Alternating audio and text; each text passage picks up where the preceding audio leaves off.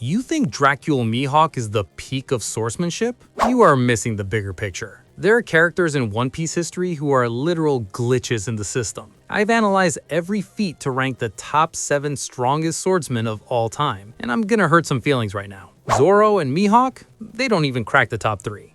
Let's talk about the real monsters. Kicking off the list at number 7, we have the Dark King, Silver's Rayleigh. Can we just appreciate that this man is 78 years old, spends his retirement gambling and drinking, and still stopped Admiral Kizaru casually? Kizaru moves at the speed of light, and Rayleigh intercepted him like he was swatting a fly. He's the guy who taught Luffy Haki. In his prime, as Roger's right-hand man, he was absolutely comparable to the Yonko. If Old Man Rayleigh is sweating admirals, Prime Rayleigh was a different breed entirely. He's the gatekeeper of the top tier. At number 6, we have the financial warrior himself, St. Ethan Baron V. Nusjuro. For years, we just saw him looking cool with that sword and Mary Gios, but now we know he's a nightmare. He has a yokai form called Bakotsu, basically a skeletal horse Grim Reaper, and his speed is unrealistic. He blitzed through multiple pacifistas, freezing and cutting them instantly. Even Jinbei called his Haki monster-like. He possesses regeneration, mythical powers, and wields the Shodai Kitetsu, most likely.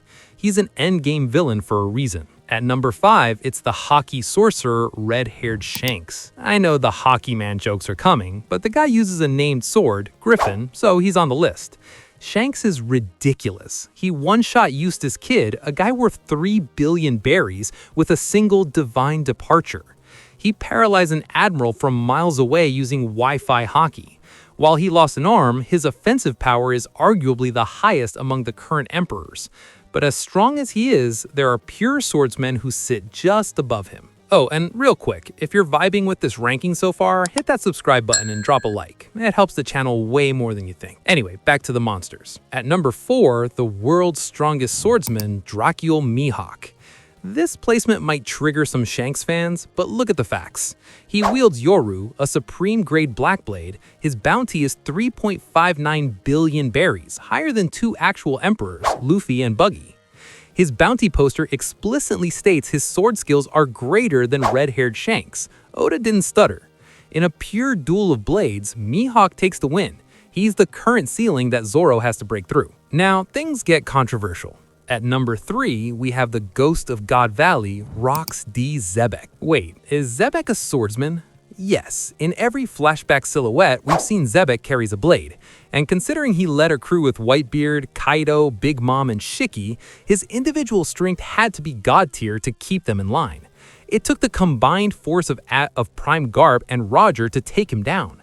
He was likely the Pirate King's greatest adversary before the Great Pirate Era even began. But I don't think he's the strongest. Why? Let's look at number 2. The runner-up is the Pirate King, Gol D. Roger. Now you might ask, didn't Roger need help to beat Xebec? Yes, but that was 38 years ago at God Valley. Roger wasn't in his absolute prime yet. He had another year to live after finding the One Piece, but his strength peaked after God Valley. Think about it. When Kaido, Big Mom, and Shiki talk about the greatest, they almost always embrace Roger as the gold standard, not Xebec. They respected Roger's power more than Xebec. Roger conquered the Grand Line with no devil fruit, just pure Haki and his sword Ace.